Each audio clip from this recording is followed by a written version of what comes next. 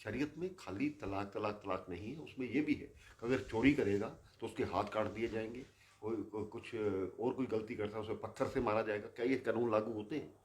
ये इस देश में नहीं चल सकता। आज परिस्थितियाँ बदली हैं, तो उसी हिसाब से मुझे लगता है ये लेकिन कानून इससे मुस्लिम वोटर नाराज हो सकते हैं। उसके कोई फर्क नहीं पड़ता है। यानी सवाल ये है कि सभी सवाल यूनिफॉर्म सिविल कोड की आड़ में हिंदू राष्ट्र का सपना पूरा करेंगे, ये विपक्ष पूछ रहा है। देखिए, तो राम मंदिर का हमने कहा था धारा 370 का हम बहुमत में आए, हमने उसको सभी को किया है। और आज देश की जरूरत है जिस प्रकार से किसी पर्टिकुलर समाज की आबादी बढ़ती जाए, ये भी गलत है। इस देश में तलाक तलाक तलाक के नाम पर महिलाओं को प्रताड़ित किया जाए, शोषण किया जाए, ये अच्छी बात नहीं। सभी को अधिकार। आज मुस्लिम महिलाएं क्यों खुश हैं? आज अगर भारतीय जनता पार्टी की सरकार ने कुछ स्कीम्स दी हैं, वो ये नहीं देखा जाता ये हिंदू है या मुस्लिम है। जवाहरलाल नेहरू के राज में इतने कानून बने, उसकी मैं आपको उदाहरण दे सकता हूँ, जो कि एक मुस्लिम पक्ष के थे। बाकी समाज को प्रताड़ित किया जाना ये गलत है, इसलिए सभी को यानी अधिकार आपने मिले। हिंदुओं को जागृत किया। आप ये मान रहे हैं कि भाजपा की सरकार जब से प्रधानमंत्री के नेतृत्व में हिंदू जागृत हुआ अपने अधिकारों को लेकर। बिल्कुल, इस देश का जो मूल भावना है, जो रहने वाला वो हिंदू है। जो भी हमलावर आए उन्होंने किसी हमारे समाज को हमले के नाते या दबा करके उनका धर्म परिवर्तन किया है। आज मैं सिर्फ मुस्लिम समाज से यही कहना चाहता हूँ कि हम उन हमलावरों को, ठीक है धर्म चेंज हुआ है, अपने धर्म आपके धर्म का हम भी सम्मान करते हैं, लेकिन इसका ये अर्थ नहीं कि बाहर से आए हुए हमलावरों को हम अपना आदर्श माने, अपने वो पित्र माने। ये अच्छा नहीं। किसी भी विपक्षी को कमज़ोर भी नहीं समझना चाहिए।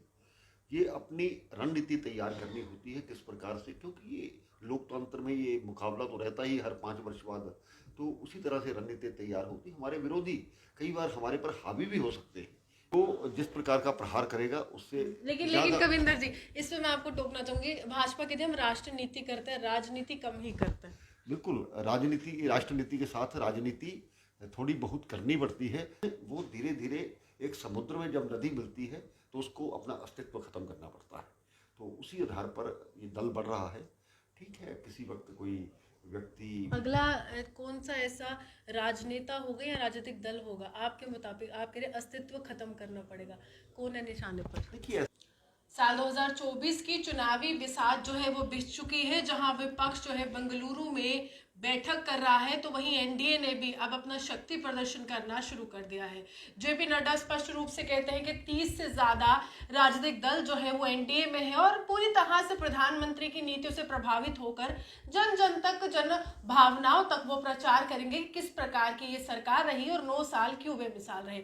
मेरे साथ जम्मू कश्मीर के पूर्व उप मुख्यमंत्री कविंद्र गुप्ता जी हैं। ये जो महागठबंधन एक बार फिर से बनने को आतुर है, एक बार फिर से प्रधानमंत्री को टक्कर देने को आतुर है, इसका भविष्य क्या है और इस महागठबंधन के कौन से नेता में ये देखते हैं कि नेतृत्व जो है करने की क्षमता है प्रधानमंत्री के समक्ष एक दीवार बनकर? कविंदर जी, क्या लगता है ये जो एनडीए वर्सेस यूपीए का खेल चल रहा है, जीत किसकी?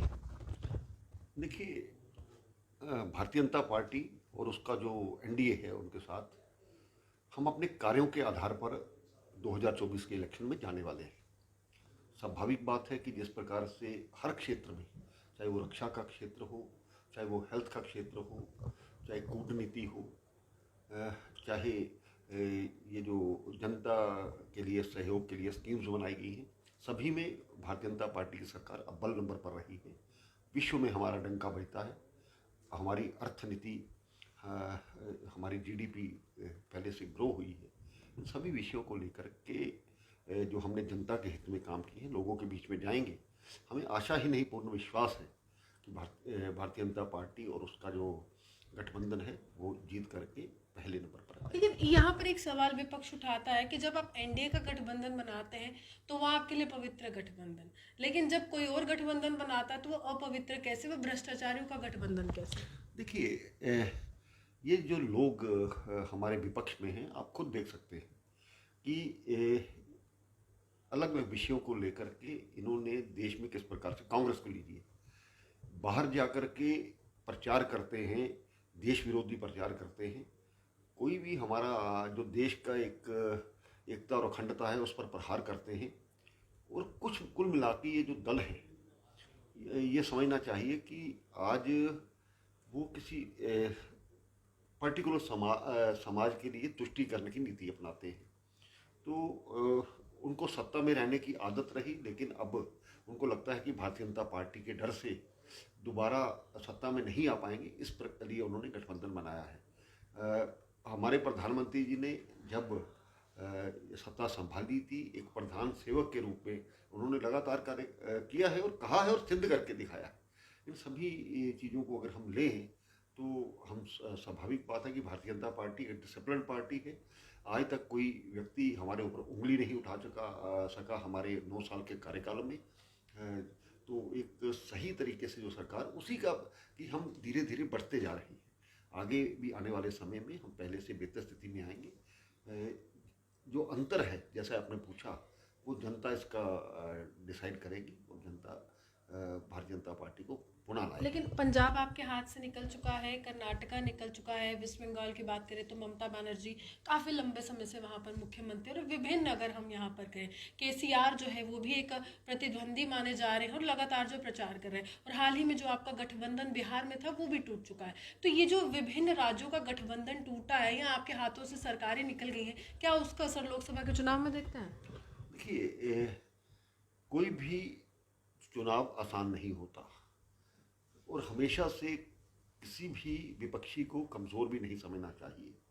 ये अपनी रणनीति तैयार करनी होती है किस प्रकार से, क्योंकि ये लोकतंत्र में ये मुकाबला तो रहता ही हर 5 वर्ष बाद, तो उसी तरह से रणनीति तैयार होती है। हमारे विरोधी कई बार हमारे पर हावी भी हो सकते हैं, ऐसा मैं नहीं कहता हूँ, लेकिन उसी हिसाब से ये युद्ध है, उस युद्ध में किस प्रकार से हमारी रणनीति बनती है, लोगों को किस प्रकार से हम विश्वास दिला पाते हैं। तो मुझे लगता है कि इन सभी चीज़ों से लेकर के आने वाला 2024 भी जो एक कॉन्टिन्यूटी बनी हुई है भारतीय जनता पार्टी की सरकार की बेहतर कार्य करने की, तो जनता भी चाहेगी और जनता के बीच में भारतीय जनता पार्टी का कार्यकर्ता लगातार मेहनत कर रहा है। बूथ स्तर तक हमारी कमेटीज़ बनी हैं और विश्व की सबसे बड़ी पार्टी तो हैं ही हम, लेकिन इसके बाद और हमारा दायरा बढ़े उसके लिए प्रयास कर रहे हैं। कविंदर जी, यूनिफॉर्म सिविल कोड कितना हावी रहने वाला है 2024 के चुनाव में, क्योंकि विपक्ष इसको लेकर एक मत है कि हम इसको लागू नहीं होने देंगे, और आपकी पार्टी जो है लगातार ये कह रही है कि एक देश में एक परिवार में 2 कानून नहीं। देखिए, बिल्कुल सही बात है। देश में एक संविधान चलता है,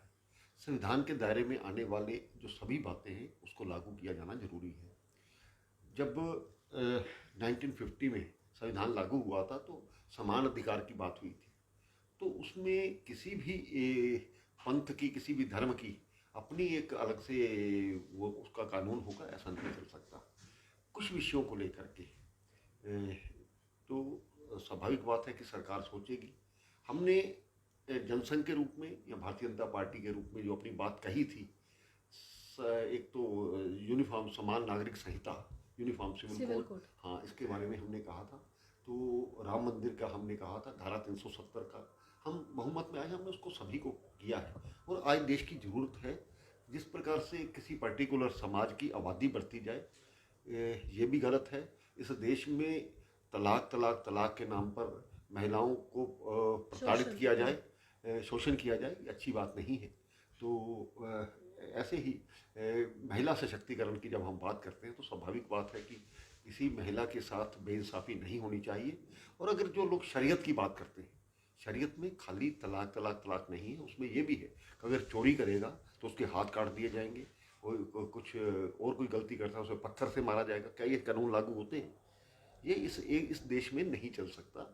आज परिस्थितियाँ बदली हैं, तो उसी हिसाब से मुझे लगता है ये लेकिन इससे मुस्लिम वोटर नाराज हो सकते हैं, उसके कोई फर्क नहीं पड़ता है। यानी यूनिफॉर्म सिविल कोड की आड़ में हिंदू राष्ट्र का सपना पूरा करेंगे, ये विपक्ष पूछ रहा है। देखिए, विपक्ष कुछ भी कहे, इस देश में सर्वधर्म समभाव और सेकुलर एक नाम दिया गया। सेकुलर का ये नहीं कि जो हिंदू को गाली निकालेगा वो सेकुलर होगा। सेकुलर वो है जो सच में नज़र आना चाहिए सभी को अधिकार। आज मुस्लिम महिलाएं क्यों खुश हैं?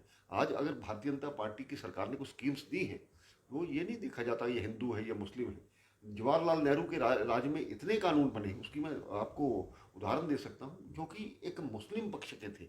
बाकी समाज को प्रताड़ित किया जाना ये गलत है। इसलिए सभी को यानी अधिकार आपने हिंदुओं को जागृत किया। आप ये मान रहे हैं कि भाजपा की सरकार जब से प्रधानमंत्री के नेतृत्व में हिंदू जागृत हुआ अपने अधिकारों को लेकर। बिल्कुल इस देश का जो मूल भावना है, जो रहने वाला वो हिंदू है।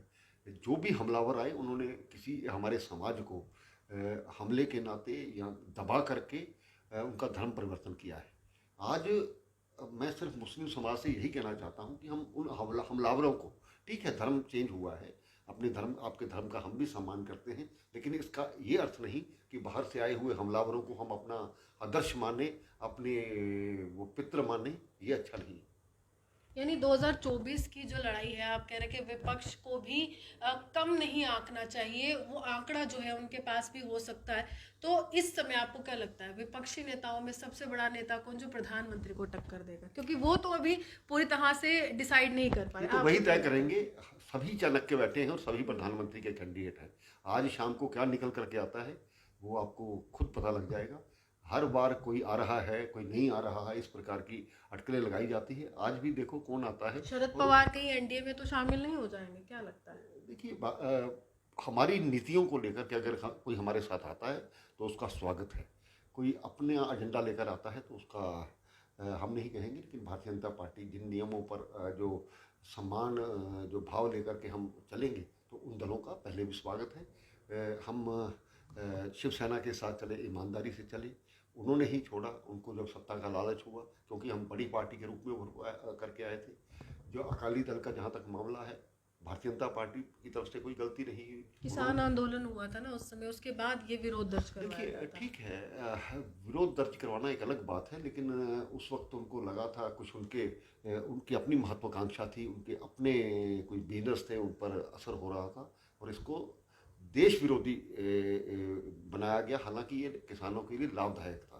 तो मुझे इस सभी चीज़ों को समझते हुए खुद छोड़ करके कोई जाता है तो हमें फर्क नहीं और पड़ता। आप पार्टी जो तोड़ते हैं उसका क्या? एक ही दल को दो दलों में जब बदलते हैं, ये तो एक तरह से आरोप विपक्षी लगा रहा है कि सबको तोड़ दिया। ठीक बात है, चाहे शिवसेना हो, एनसीपी हो, सबको बिल्कुल। तोड़ दिया।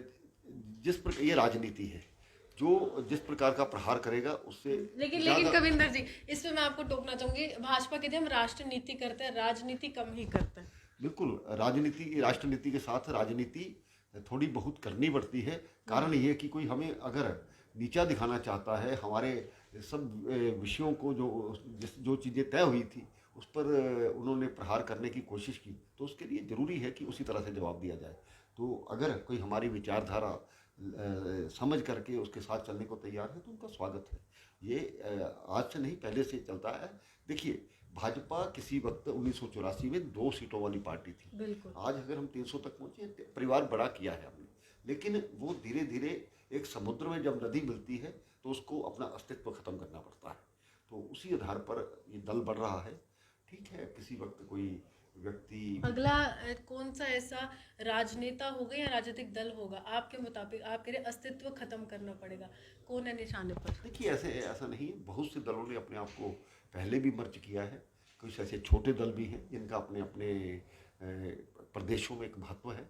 उन सभी को साथ लेकर के चले, समान विचारधारा के साथ चलें, जो अपना एजेंडा है सभी से मिलजुल कर चलें। और भारतीय जनता पार्टी ने हमेशा से, चाहे वो अटल जी की सरकार थी, चाहे ये सरकार है, हम अपने जो समर्थक हैं, अपने जो एनडीए के दल हैं, उनको कभी धोखा नहीं दिया। धोखा अगर हुआ होगा तो उनकी तरफ से हुआ होगा। देखिए, साफ तौर पर भाजपा राष्ट्रनीति के लिए जाने जाती है, लेकिन राष्ट्रनीति में कभी कभी राजनीति आ जाए तो कोई दो राय नहीं है, क्योंकि चुनाव जो है वो काफ़ी ज़्यादा अहम है। एक बार फिर से प्रधानमंत्री की रेस में कौन सा नेता होगा ये देखना अहम होगा। और विभिन्न विपक्षी दलों के नेता मुलाकात कर रहे हैं, रणनीति बना रहे हैं प्रधानमंत्री के उस विजय रथ को रोकने के लिए, जिसके लिए भाजपा दमखम से इतने सालों से प्रचार कर रही है, चाहे राज्यों में चुनाव होते हैं या फिर लोकसभा के चुनाव होते हैं। आप ये हमारे साथ देखते हुए सुहान के लिए।